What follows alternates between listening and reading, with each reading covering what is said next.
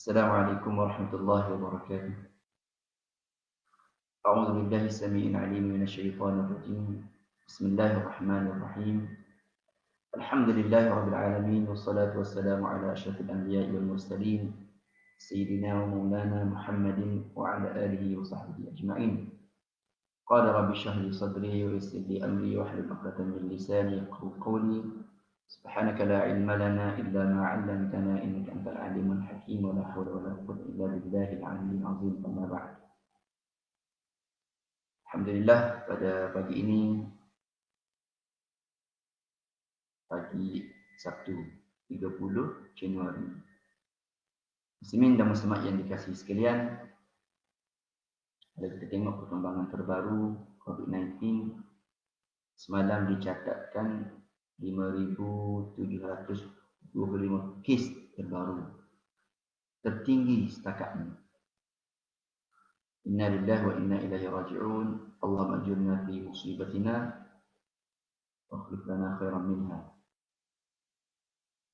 Ini sangat-sangat mendebarkan kita. Kerana yang dilaporkan dalam media semalam, kes positif baru COVID-19 di Malaysia ini mencatat angka tertinggi. Angka tertinggi setiap hari, tapi yang semalam lagi tertinggi, yang terbaru. Apabila sebanyak 5,725 kes yang dilaporkan setakat tengah hari semalam. Kalau kita tengok pengumuman ataupun sidang media Tuan Pengarah Kesihatan Tan Sri Dr. Nur Hisham Abdullah, dia ada memaknai statistik detail di media sosial kes kumulatif jangkitan COVID-19 di negara ini secara keseluruhannya sudah melepasi 200,000 negara kita. 203,933 kes. Alhamdulillah, walaupun yang jumlah kes yang aktif untuk ketika ini sebanyak 45,478. Ini bermakna semua tempat kuarantin itu penuh. Hospital, pusat rawatan, pusat kuarantin. Manakala semalam pula sebanyak 5,268. Daripada sejumlah 5,725 kes positif itu yang dilaporkan semalam, itu adalah penularan tempatan. Penularan tempatan. Muslimin dan muslimat yang dikasihi sekalian, lebih membimbangkan kita, lebih mendebarkan kita ialah COVID-19 di Selangor. Selangor, tempat kita berada sekarang ini,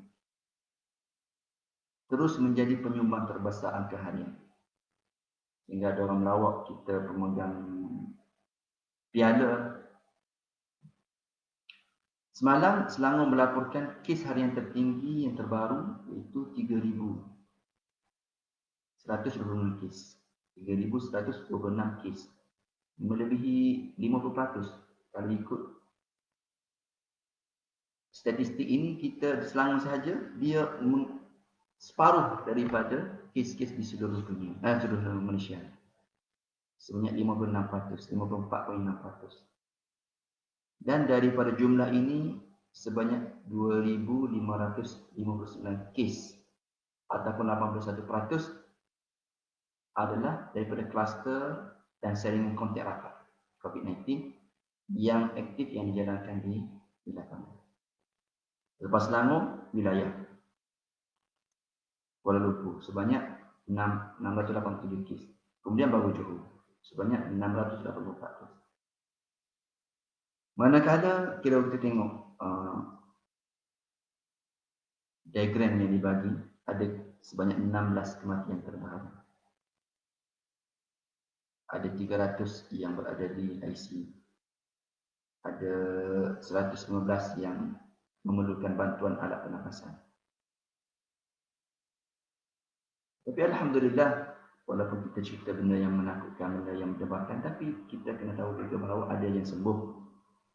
Ada sebanyak Yang sembuh sepanjang setahun kita berhadapan dengan COVID-19 ini ada 157.722 kes yang sembuh. Bermakna orang yang sembuh ini dia benar-benar yakin dan percaya bahawa COVID-19 ini bukan mainan.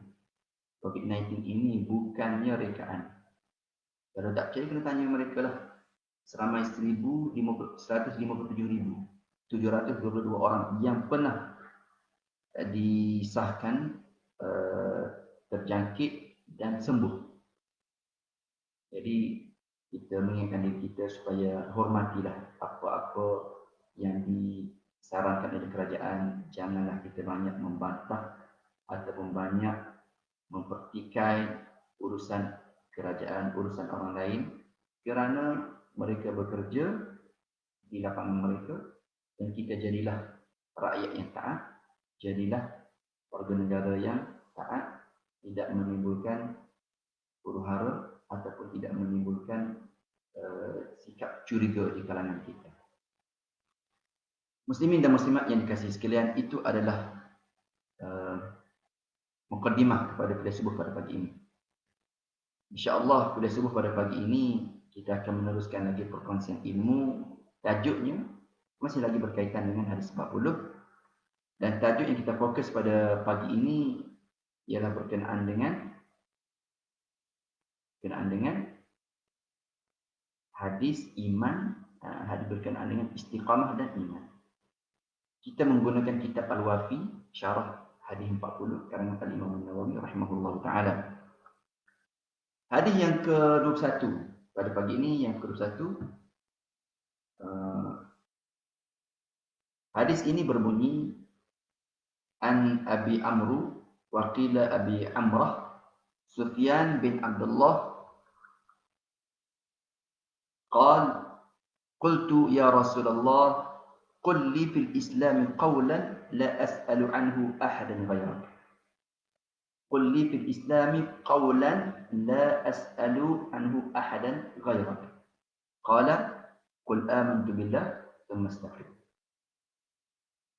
Daripada Abu Amru, atau digelar juga Abu Amrah, Sufyan bin Abdullah radhiyallahu taala anhu, beliau berkata, aku berkata, wahai Rasulullah sallallahu alaihi wasallam, ajarkan untukku dalam Islam ini satu ucapan yang aku tidak perlu lagi bertanya kepada orang lain selainnya.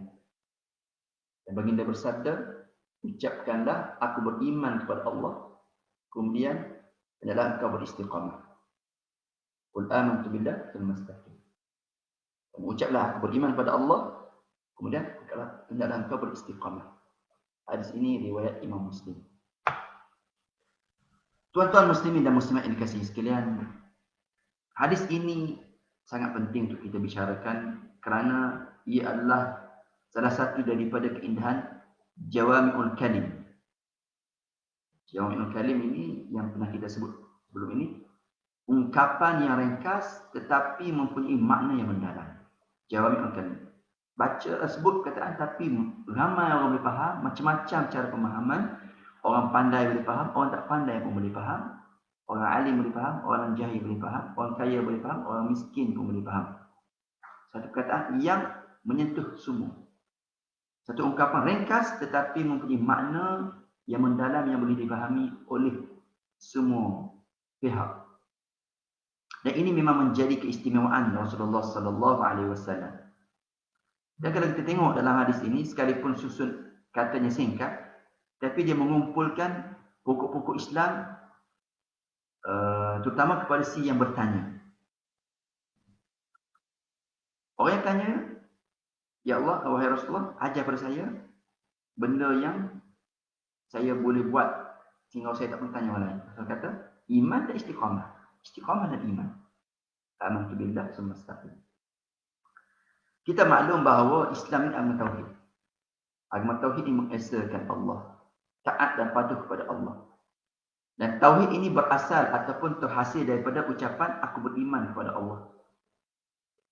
Amantu billah. Taat. Taat pula terhasil dengan istiqamah. Kerana istiqamah dia melaksanakan semua perintah dan menjauhi semua larangan. Dan termasuklah dalam ketaatan ini ialah pekerjaan fizikal, pekerjaan hati, pekerjaan tubuh badan. Ia merupakan iman, Islam dan ihsan. Sebagaimana firman Allah Subhanahu wa taala, "Fastaqimu ilaihi wastaghfiruh." Fastaqimu ilaihi wastaghfiruh. Beristiqamahlah. Istiqamah ini tetap lurus, tetap teguh di atas jalan yang lurus yang membawa kepada keridhaan Allah Subhanahu wa taala, dan pohonlah kepadanya supaya dia mengampuni dosa-dosa yang lain. Surah Fussilat. Tuan-tuan muslimin dan muslimat yang dikasihi sekalian, kalau kita tengok beberapa perkataan yang perlu dihuraikan di sini, qul li fil Islam qawlan, ajarkanlah untukku dalam Islam ini satu ucapan. Dan Islam ni maksudnya ialah tentang akidah dan syariat lah. Kalau qawlan satu perkataan. Satu perkataan tu dia merangkumi pengertian agama yang jelas tanpa memerlukan pentafsiran. Ingat, sebut saya nak buat apa wahai Rasulullah. Rasulullah SAW bersabda, "Qul amantu billah," ucaplah aku beriman pada Allah. Asyhadu an la ilaha illallah. Amantu billah tsumma istaqim. Beriman pada Allah maksudnya kita memperbarui iman kepada Allah Subhanahu wa taala dengan mengingati dalam hati, menyebut dengan lidah dan menghayati semua rukun-rukun iman. Kemudian semastaqim, istiqamah. Istiqamah ni kena sentiasa tetap teguh di atas ketaatan dan menjauhi semua larangan. Dan istiqamah ini ia tidak akan berlaku sekiranya masih ada penyelewengan ataupun masih ada pertelingkahan dalam hati. Iman tidak lurus, iman masih lagi bengkok. Muslimin dan muslimat yang dikasihi sekalian, pengertian istiqamah kalau kita tengok di sini, antara pokok perbincangan ialah makna istiqamah. Istiqamah ini kita perbetulkan akidah kita. Kita beriltizam untuk melaksanakan ketaatan kepada Allah Subhanahu wa taala.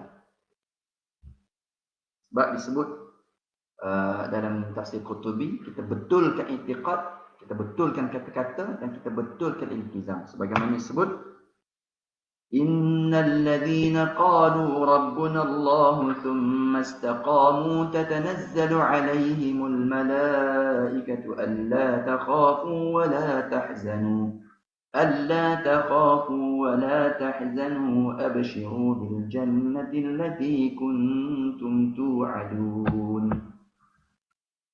إن الذين قالوا ربنا الله. Sesungguhnya orang yang menegaskan keyakinannya dengan berkata Rabbuna Allah, Tuhan kami adalah Allah.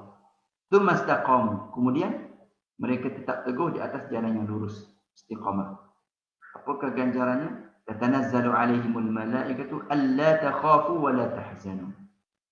Akan turunlah malaikat pada mereka dari masa ke semasa dengan memberi ilham, alla takhafu, jangan bimbang, wa la tahzanu, dan jangan kamu berduka cita. Dan firman-Nya lagi, innal ladzina qalu rabbuna Allah thumma istaqamu fala khaufun alaihim wa la hum yahzanun.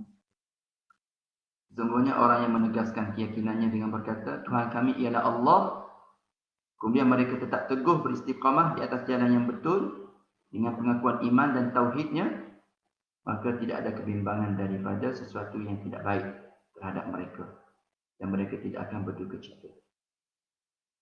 Sayyidina Abu Bakar As-Siddiq ketika beliau mentafsirkan ayat yang bermaksud kemudian mereka tetap istiqamah, tetap teguh di atas jalan yang betul itu, beliau berkata, mereka tidak mempersekutukan Allah dengan sesuatu. Dan diriwayatkan juga bahawa beliau berkata, mereka tidak menoleh kepada Tuhan selain daripada Allah. Tidak pandang kecuali hanya kepada Allah. Dalam riwayat yang lain disebut beliau berkata, mereka tetap beristiqamah di atas keyakinan bahawa Allah Ta'ala adalah Tuhan mereka. Itu Sayyidina Abu Bakar.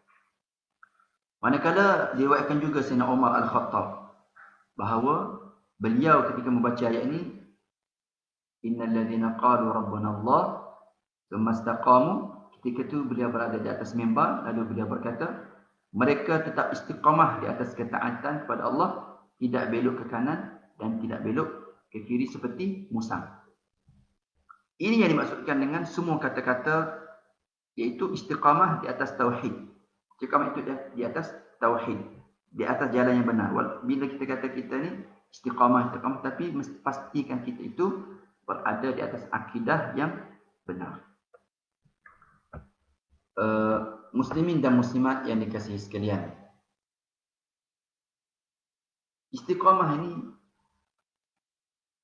dia adalah tingkatan tertinggi dalam menentukan ma'rifat, keadaan, kejernihan hati dalam pertuturan, dalam perbuatan, serta membersihkan akidah daripada kehinaan bid'ah dan kesesatan.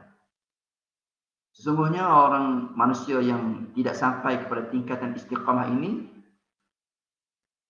bahkan mereka mesti mengalami proses ketidaksempurnaan. Orang yang tidak istiqamah ni dia belum lagi sempurna. Sebab itulah dalilnya Allah Ta'ala sebut dalam Al-Quran, fastaqimu ilaihi wastaghfiruh.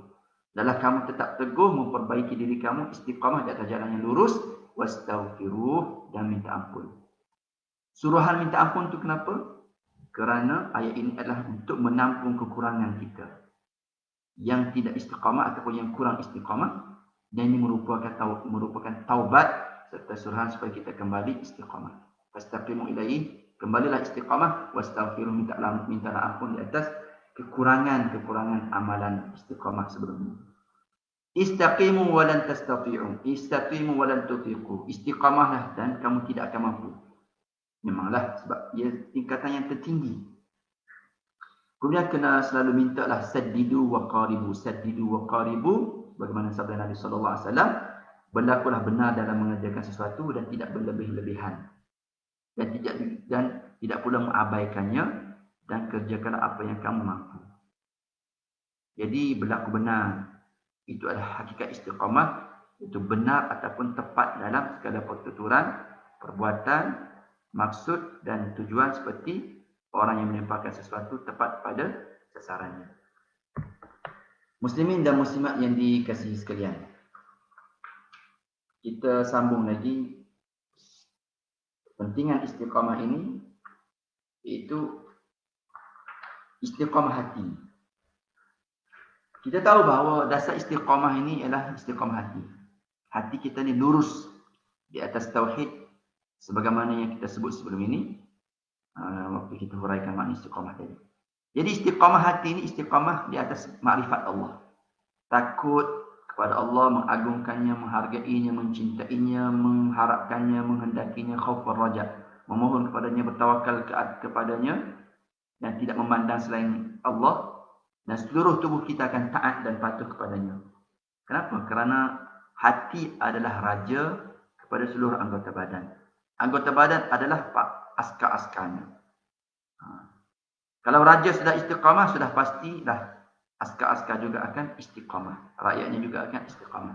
Sebagaimana disebut dalam hadis, ala wa inna fil jasadi mudghatan idza salahat salahal jasadu kulluh wa idza fasadat fasadal jasadu kulluh ala wa hiya al-qalb. Ketahuilah bahawa sesungguhnya dalam tubuh manusia itu ada segumpal daging, dan bila daging itu baik, maka semua anggota itu baik, dan bila rosak, maka rosaklah seluruh tubuh. Dan ketahuilah bahawa segumpal daging itu adalah hati. Itu yang pertama, istiqamah hati. Yang kedua, istiqamah lisan, lidah kita, istiqamah lidah. Apa yang dimaksudkan istiqamah lidah? Okey. Anggota terpenting selepas hati ini adalah lidah. Kenapa? Kenapa lidah? Kerana lidah adalah penterjemah pada hati. Dan lidah mesti diberi perhatian serius supaya dia dapat beristiqamah. Lidah ni menggambarkan kepada apa yang ada pada lidah. Kenyataan ini diperkuatkan dengan hadis daripada riwayat Imam Tirmizi, qultu ya Rasulullah ma akhwafu ma yakhafu alayya fa akhadha bi lisani nafsihi. Ada seorang sahabat berkata, wahai Rasulullah, apakah yang paling aku bimbang ke atas diriku? Rasulullah pun pegang lidah. Kemudian saya kata, ini fa akhadha bi lisani nafsihi, di lidah. Lidah itulah yang menyebabkan, menggambarkan apa yang ada dalam hati. Kalau hati kita bersih, lidah akan ucapkan yang bersih. Kalau hati kita tak bersih, maka itulah yang akan dikeluarkan dari lidah kita. Dalam riwayat Imam Ahmad daripada Anas, daripada Nabi SAW, baginda bersabda, la yastaqimu imanu 'abdin hatta yastaqima qalbuhu, wa la yastaqimu qalbuhu hatta yastaqima lisanuhu. Tidak akan lurus, tidak akan istiqamah iman seseorang hamba sehinggalah hatinya lurus. Dan hatinya tidak akan lurus sehingga lurus lidahnya. Diriwayatkan juga daripada Imam Tirmizi, daripada Abi Sa'id Al-Khudri, hadis ini secara mauquf ataupun secara marfu'. Idza asbaha ibnu Adam fa innal a'dha'a kullaha tukaffiru lisan. Fa innal a'dha'a kullaha tukaffiru lisan fataqul ittaqillaha fina fa innama nahnu bika fa in istaqamta istaqamna wa in i'wajajta i'wajajna wa in i'wajajta i'wajajna. Maksudnya apabila seorang anak Adam itu berada di waktu pagi, semua anggota tubuhnya mengingatkan lidah dengan berkata, takutlah kamu wahai lidah kepada Allah kerana kami. Ittaqillaha fina. Takutlah kamu kepada Allah kerana kami. Kerana sungguhnya kami ini bergantung kepada kamu. Tengok kamu ni betul ke tak betul. Kalau kamu lurus, maka luruslah kami. Kalau kamu tidak lurus, maka tidak luruslah kami. Itu bermaksud istiqamah lidah kita. Apakah faedah kita beristiqamah? Istiqamah ini walaupun susah, dia adalah satu kemenangan, satu kesabaran, satu ketabahan, satu keperwiraan, satu kepahlawanan, satu kejayaan di medan tempur, medan pertarungan di antara ketaatan, antara hawa nafsu dan keinginan. Oleh itu, mereka yang beristiqamah layak untuk mendapat penghormatan berupa penurunan malaikat kepada mereka di alam kehidupan di dunia untuk membuang rasa takut dan rasa sedih dan memberi khabar gembira kepada mereka. Sebab itulah kita tengok orang istiqamah ni dia tak kisah. Kerana dia tidak kisah apa yang berlaku di sekelilingnya, kerana dia tahu bahawa Allah Ta'ala bersamanya. Malaikat turun mendamaikannya, memberi ilham kepadanya, alla takhafu wa la tahzanu. Tidak perlu takut dan tidak perlu sedih. Tidak rasa takut dan tidak rasa sedih, bahkan malaikat memberikan kabar gembira kepada mereka dengan wa abshiru bil jannah. Kabar gembira dengan mengisytiharkan syurga kepada mereka. Dan Allah Ta'ala berfirman yang bermaksud orang-orang yang menegaskan keyakinan, innal ladzina qalu rabbuna Allah tadilah. Janganlah kamu takut serta janganlah kamu berduka cita, bersyukurlah, bergembira dari atas syurga yang dijanjikan kepada kamu. Itu antara faedah istiqamah. Dan apakah kepentingan istiqamah?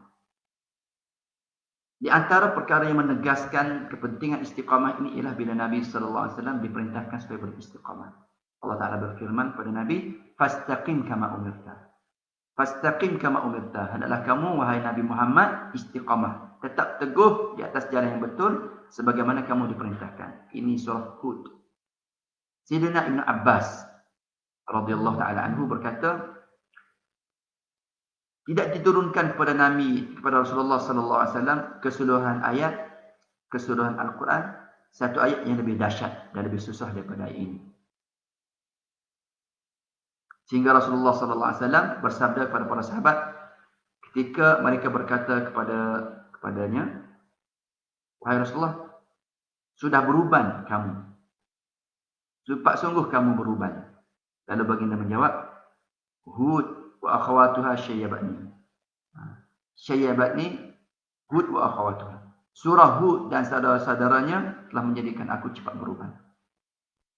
Syayyabatni Hud wa akhawatuha. Begitu juga Hasan Basri berkata, setelah ayat ini diturunkan, Rasulullah sallallahu alaihi wasallam menyingsingkan lengannya.